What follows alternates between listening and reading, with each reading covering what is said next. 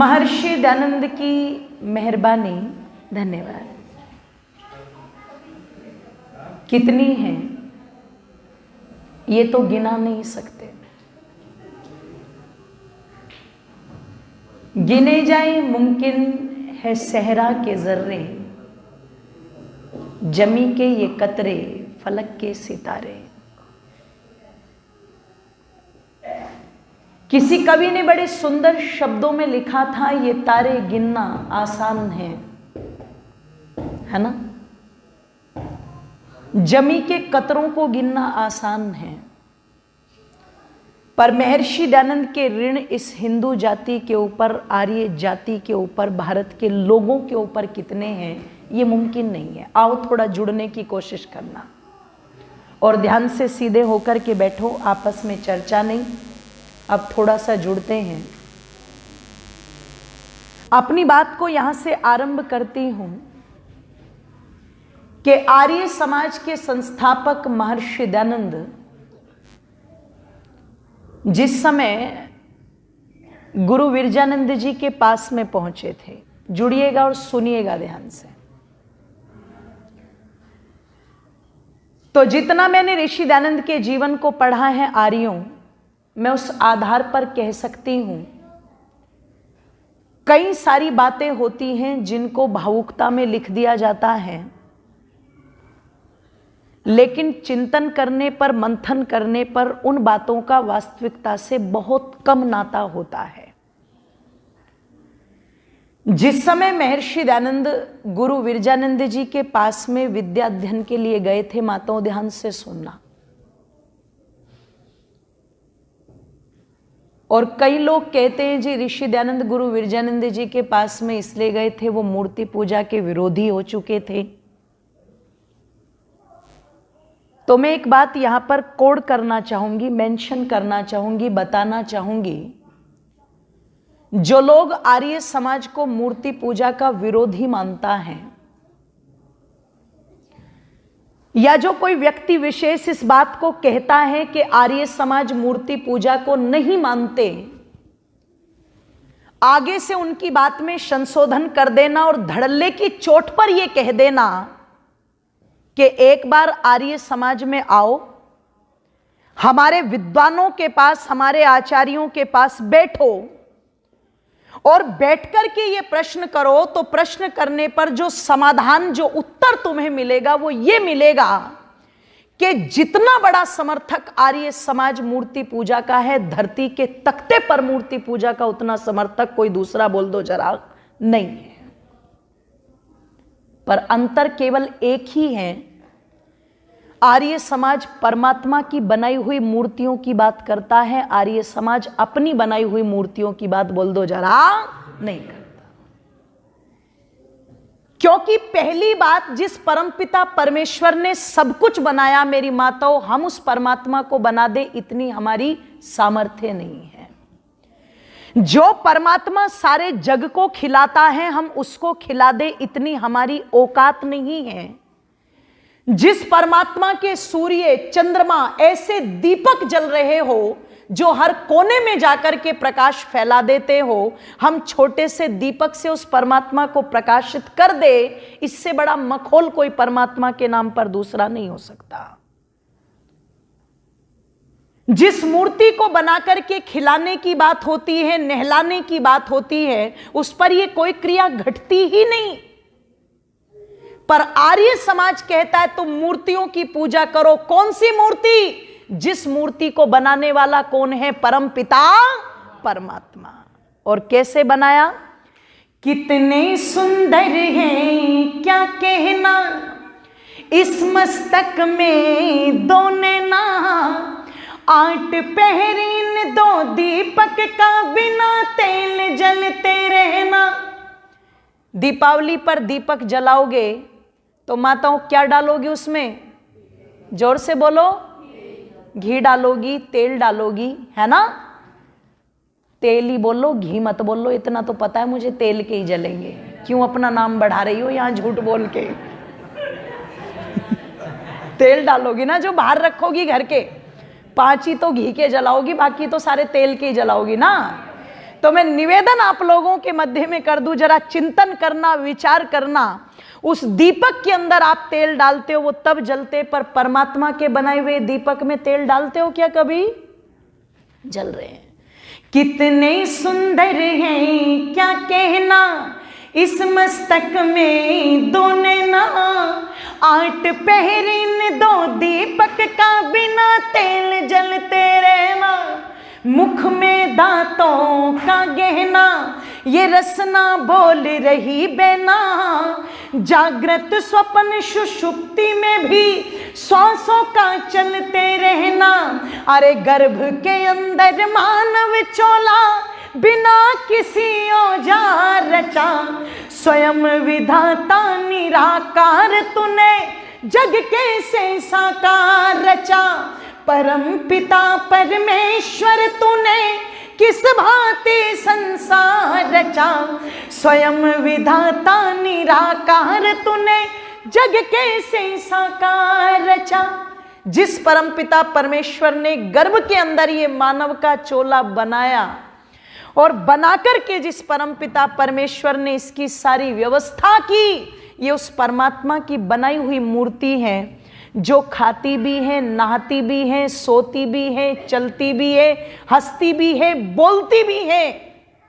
इसलिए आर्य समाज परमात्मा की बनाई हुई मूर्तियों का पहले भी समर्थन करता था, आज भी करता है और आगे भी करता। बोल दो जरा। और ऋषि दयानंद ने भी यही तो समर्थन किया था। जब शिवरात्रि के दिन यही समर्थन था ऋषि दयानंद का कि जो मूर्ति इस टंकारा के गांव के इस छोटे से मंदिर में ला करके रख दी है, ये मूर्ति तो इंसान की बनाई हुई है। और जो परमपिता परमेश्वर पूरे जग को बनाता है, आखिर इंसान की क्या औकात जो उसको बना दे। पर चलो, पिताजी के कहने से व्रत आदि रख करके, सब कुछ रख करके मंदिर में बैठे हैं। किस लिए? शिव से मिलने के लिए। पर जब वो सारे गुण उस जड़ पर नहीं घटे, तो चेतन की तलाश में ऋषि दयानंद निकले थे। आप ये मत कहना कि विरोधी बनकर के निकले थे, वो तो तलाश में निकले थे, खोज में निकले थे। जैसे सेब को गिरते समय न्यूटन के मन में क्वेश्चन मार्क लगा था, जैसे केतली के ढक्कन को भाप से उछलते समय जेम्स वाट के मन में क्वेश्चन मार्क लगा था, वैसे शिव की मूर्ति पर चूहे को चढ़ते समय अरे ऋषि दयानंद की बुद्धि में भी एक क्वेश्चन मार्क लगा था। जब न्यूटन की खोज को तुम सम्मान कहते हो, जब जेम्स वाट की खोज को तुम सम्मान कहते हो, जिन्होंने छोटी छोटी खोजें की, तो आप सोच करके देखना, ऋषि दयानंद ने तो सच्चे शिव की खोज की थी, परमात्मा की खोज की थी। और इससे बड़ी खोज और कोई दूसरी बोल दो जरा, हो नहीं सकती। इसलिए तो चौधरी पृथ्वी सिंह जी बेधड़क ने लिखा था, थी रात अंधेरी आई, आकर आवाज लगाई कि दरवाजा खोलो माई के शिव जी मिला नहीं, के शिव जी मिला नहीं माँ मेरी। तालियां खोल दीजिए एक साथ। थी रात अंधेरी आई, आकर आवाज लगाई, थी रात अंधेरी आई, आकर आवाज लगाई, दरवाजा खोलो माई के शिव जी मिला नहीं, के शिव जी मिला नहीं माँ मेरी, के शिव जी मिला नहीं।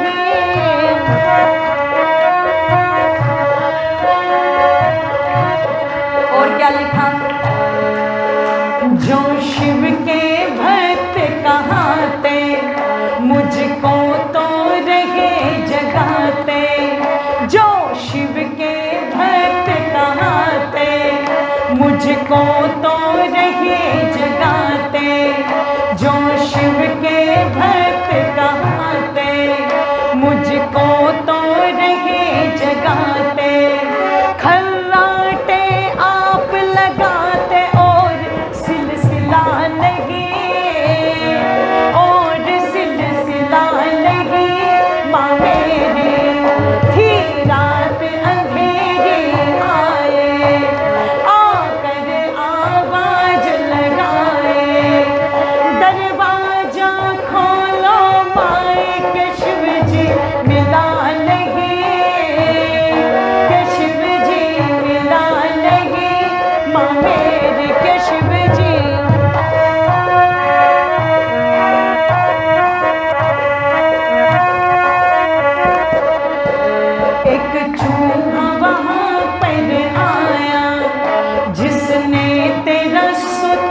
जगाया, एक चूहा वहां पर आया, जिसने तेरा सूत जगाया, मलकिया चढ़ावा खाया, वो शिव जी हिला नहीं, वो शिव जी हिला नहीं माँ मेरी, थी रात अंधेरी आए, आकर आवाज लगाए, दरवाजा खोलो माई के शिव जी मिला नहीं, के शिव जी मिला नहीं माँ मेरी, के शिव जी मिला नहीं, के शिव जी मिला नहीं माँ मेरी। इन बातों में एक भी शिकायत ये नहीं थी मैं शिव जी को ढूंढूंगा नहीं। एक ही बात थी मां, वो जो शिव था वहां पर वो शिव नहीं मिला जिस शिव की बात मेरे पिता करसन जी तिवारी ने मुझसे कही थी कि शिव कल्याण करते, वो शिव नहीं था वहां पर। आप जरा सोच करके देख लो, आपके कोई पैर पर पैर भी रख दे तो तुरंत आह निकलती है कि नहीं निकलती है? बोलो। आपके ऊपर कोई धूल मिट्टी डाल दे तो तुरंत आह निकलती, आप टोकोगे, आप रोकोगे।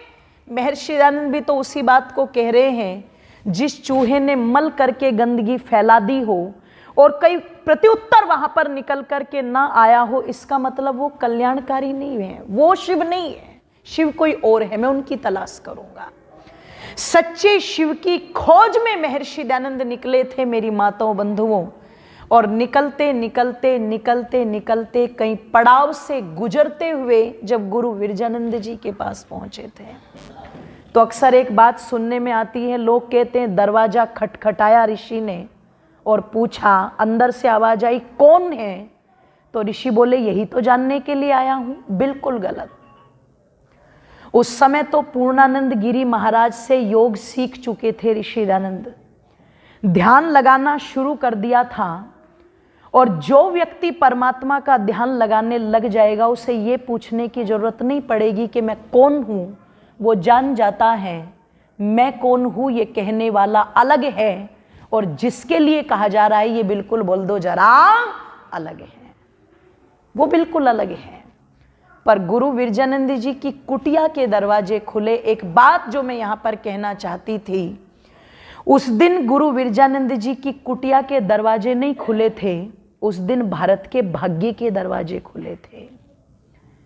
जब गुरु विरजानंद जी से कहा कि मैं व्याकरण पढ़ने के लिए आया हूं, वेद नहीं पढ़े थे ऋषि दयानंद ने उनके पास में, मैं व्याकरण पढ़ने के लिए आया हूं, तो गुरु विरजानंद जी ने दो ही बात कही थी। पहली बात तो मेरे यहां कोई व्यवस्था सन्यासियों के लिए नहीं है जो मैं रख सकूं उनको, और दूसरी बात मैं तुम्हारे भोजन आदि की व्यवस्था बिल्कुल नहीं कर पाऊंगा।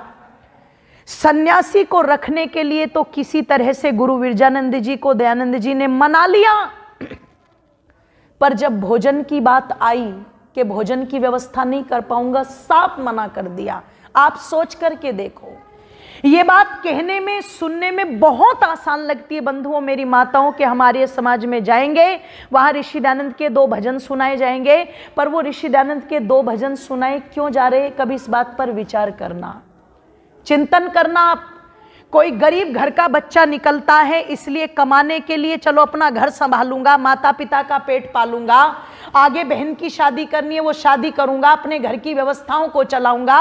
पर ऋषि दयानंद क्या धन के लिए निकले थे? धन के लिए निकलते क्यों निकलते? क्योंकि धनाढ्य परिवार के अंदर पैदा हुए थे, रुतबे वाले परिवार के अंदर पैदा हुए थे ऋषि दयानंद। आप चिंतन करना, उनके पिता के यहां नौकर चाकर थे, ध्यान रखना, वो गहने पहन करके निकले थे जो बीच में उनसे कुछ ढोंगी लालची लोगों ने अंगूठी आदि निकलवा लिए थे। दरिद्र नहीं थे ऋषि दयानंद, औदिच्य ब्राह्मण के घर में पैदा हुए थे उस समय, जो अपने आप में बहुत बड़े थे उस समय टंकारा के अंदर। एक ही उद्देश्य था, केवल और केवल सत्य की खोज, सत्य को जानना और चिंतन करना। कितनी चाह उनके अंदर रही होगी जब गुरु विरजानंद जी ने कहा मैं तुम्हारे भोजन की व्यवस्था नहीं कर पाऊंगा। आप अपने बच्चों को पढ़ने के लिए हॉस्टल भेजते हो तो स्कूल पहले देखते हो या व्यवस्थाएं पहले देखते हो? बोलो। आप व्यवस्थाएं पहले देखते हो, पीजी में रहेगा या कहाँ रहेगा, भोजन की व्यवस्था क्या होगी, रहने सहने की व्यवस्था क्या होगी, आप ये सारी चीजें पहले देखते हो। पर ऋषि दयानंद घर से भागे थे, कोई साथ नहीं, कोई पैसा नहीं, कोई चेली चेला नहीं है। जिनके पास पढ़ने गए वो कह रहे हैं तुम्हारे भोजन की व्यवस्था बिल्कुल नहीं कर पाऊंगा। पता नहीं किसके भरोसे ये कह दिया था, कोई बात नहीं गुरुदेव, मुझे केवल विद्या की भूख है, वो विद्या आप मुझे दे देना, बाकी अपनी व्यवस्थाएं मैं खुद कर लूंगा। और वाह परमात्मा, तुम सबकी व्यवस्था बनाने वाले हो। जैसे ही मथुरा के एक बाबा अमरलाल जोशी को ये पता लगा कि दयानंद नाम का कोई सन्यासी विद्या ग्रहण करने के लिए गुरु दंडी विरजानंद जी के पास आया है और उसके पास कोई व्यवस्था नहीं है, तुरंत पहुंच गया वो दानी वहां पर। देखो इसको कहते हैं दानी। और कितना महत्व उसके दान का रहा कि तुरंत गुरु विरजानंद जी की कुटिया में जाकर के जब ये कहा, जो दयानंद नाम का सन्यासी आया है उससे कह देना अपने भोजन की चिंता ना करे, वो जितने वर्ष मथुरा में रहेगा उतने वर्ष निश्चिंत होकर के विद्या अध्ययन करे, उसके भोजन की व्यवस्था तीनों समय बाबा अमरलाल जोशी करेगा, ये कह देना। आसान है? आसान तो नहीं ना। आजकल तो मेहमान भी तीसरे दिन तो बहुत ही बुरे लगने लगते हैं, बोले कैसे हैं जो जा ही नहीं रहे। मेहमान भी एक दिन के ही अच्छे लगने लगे सबको आजकल, है ना। रोटी बनानी पड़ेगी, व्यवस्थाएं करनी पड़ेगी। पर वारे बाबा अमरलाल जोशी, तुमने कह दिया जितने दिन चाहे तीनों समय भोजन की व्यवस्थाएं हम करेंगे। उस दिन बाबा अमरलाल जोशी भी ये नहीं जानते होंगे कि वो दयानंद को नहीं, भारत की आत्मा को भोजन करा रहे थे। उस महर्षि दयानंद के जीवन में उस बाबा अमरलाल जोशी का वो भाग जुड़ गया कि पूना प्रवचन के अंदर ये कहा था ऋषि दयानंद ने, मैं धन्यवाद करता हूं उस पुण्य आत्मा अमरलाल जोशी को, जिसके कारण मैं 2.5 वर्ष तक मथुरा में निश्चिंत होकर के पढ़ पाया। और कैसे पढ़ पाए? वेदों के राही दयानंद स्वामी, तेरा जग में आना गजब हो गया। वेदों के राही दयानंद स्वामी, तेरा जग में आना गजब हो गया। वो शिवरात्रि को सभी सो गए थे, तेरा जाग जाना गजब हो गया। वो शिवरात्रि को सभी सो गए थे, तेरा जाग जाना गजब हो गया। वेदों के राही दयानंद स्वामी, तेरा जग में आना गजब हो गया। तेरा जग में आना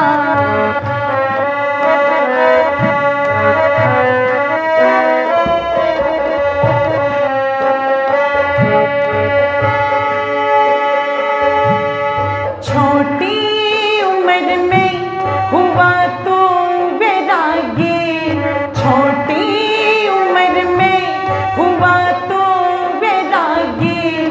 कहाँ सूझती थी तुझे अपनी शादी, कहाँ सूझती थी तुझे अपनी शादी। छोटी उम्र में हुआ तो वैरागी, कहाँ सूझती थी तुझे अपनी शादी। प्रभु से मिलन की तड़प लेके दिल में, तेरा घर से जाना गजब हो गया। वेदों के राही दयानंद स्वामी, तेरा जग में आना गजब हो गया। वो शिवरात्रि को सभी सो गए थे, तेरा जाग जाना गजब हो गया। वेदों के राही स्वामी तेरा जग में आना।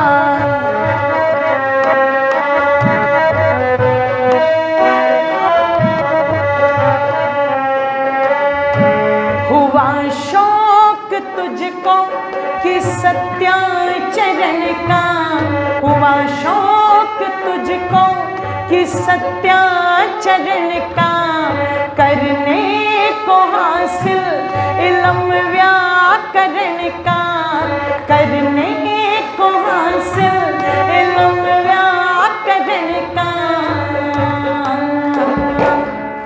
दयानंद तेरा विरजानंद दंडी की कुटिया में जाना गजब हो गया। वेदों के राही दयानंद स्वामी तेरा जग में आना गजब हो गया।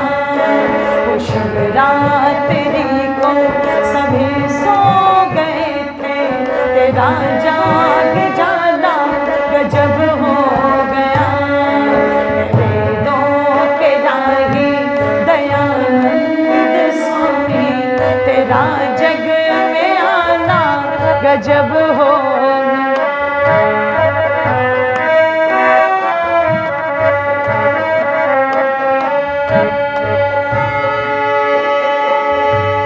सारे वतन पर मुसीबत खड़े थे, सारे वतन पर मुसीबत खड़ी थी। चहुँ ओर जहालत की बेड़ी पड़ी थी, चहुँ ओर जहालत की बेड़ी पड़ी थी। ऋषि तेरे द्वारा क्रांति की पहली चिंगारी लगाना गजब हो गया। वेदों के राही दयानंद स्वामी तेरा जग में आना गजब हो गया। शिवरात्रि को सभी सो गए थे, तेरा जाग जाना गजब हो गया। वेदों के राही दयानंद स्वामी तेरा जग में आना गजब हो गया।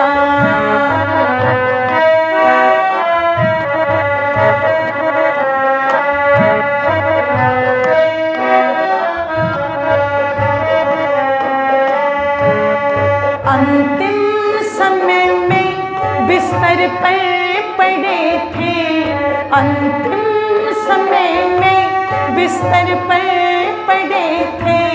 सारे बदन में फफोले पड़े थे, सारे बदन में फफोले पड़े थे। ऐसी कठिन और मुश्किल घड़ी में तेरा मुस्कुराना गजब हो गया। वेदों के राही दयानंद स्वामी तेरा जग में आना गजब हो गया। वो शिवरात्रि को सभी सो गए थे, तेरा जाग जाना गजब हो गया। वेदों के राही दयानंद स्वामी तेरा जाग जाना गजब हो गया। तेरा जाग जाना गजब हो गया। तो शिवरात्रि को सभी सो गए थे, तेरा जाग जाना गजब हो गया। तेरा जग में आना गजब हो गया। तेरा जग में आना गजब हो गया।